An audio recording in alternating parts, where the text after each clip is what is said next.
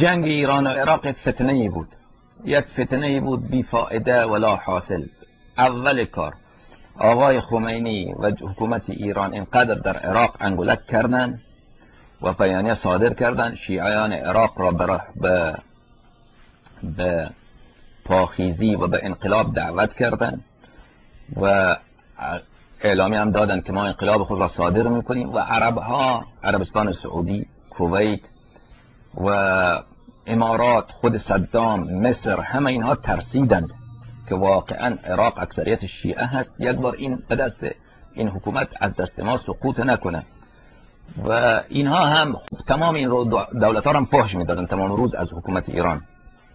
دولت ایران اینا رو فحش میداد که عربستان سعودی نوکر امریکا، مصر نوکر فلانی، بله کویت نوکر فلانی، همه اینا رو فحش میداد که شما همه تا نوکرین، فقط منم آزاد مردم و ما انقلاب میکنیم بر علیه همه شما و ملت ها همه شما با ما هستن، بر علیه شما برمیخیزن. لذا این عرب ها همشون ترسیدند. صدام هم که از اول هم که دشمن شیعه بود و آقای خمینی خوب می‌دونست این چقدر دشمن شیعه هست، اون هم بله حساسیتش خیلی بیشتر شد.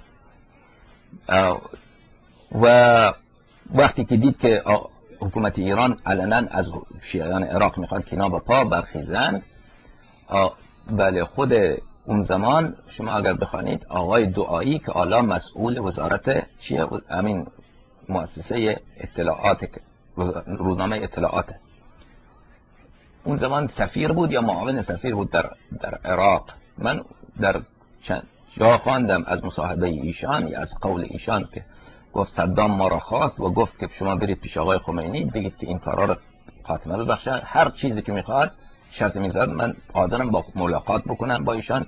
دیگر این که این حرفا رو میگه که در عراق کودتا بشه، اینا بشه و انقلاب بشه، اینا رو کنار بگذارید و الا ما جنگ میشه بین ما جنگ صورت میپذیره.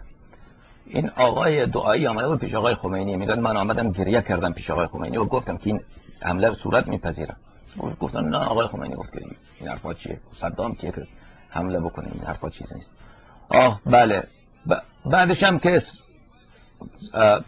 حمله صورت پذیرفت، حمله گسترده و تمام قدرت ها را ایران دشمن خود ساخته بود، حمله کردن به ایران، حمله گسترده. خب در اون حمله بله خب اونها به خاطر این که حراس از شیعه داشتن، اونها فکر میکردن که دولت ایران آمده تشیع را بیدار بکند، به شیعیان خدمت بکند، به شیعیان ابردستی و بالادستی عطا بکند، در حالی که این حرف اونها بیجا بود، باطل بود حرف اونها. دولت ایران کاری به تشیع نداشت.